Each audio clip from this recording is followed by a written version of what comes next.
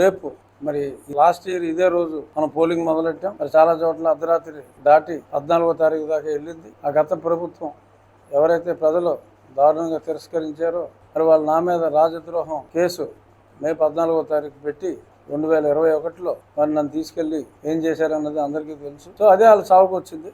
డెఫినెట్గా ఆ రోజు నుంచి నా రచ్చబండ మరింత ఉధృతమైంది. ప్రజలందరికీ వాళ్ళ ఎంత పనికిమాలలో స్పష్టంగా చెప్పడం జరిగింది. మరి వాళ్ళు తీసిన కోతిలో వాళ్ళే పడ్డారు. ప్రజలు కూడా అతను ఓడించాలనే కక్షతో ఓడించడం జరిగింది.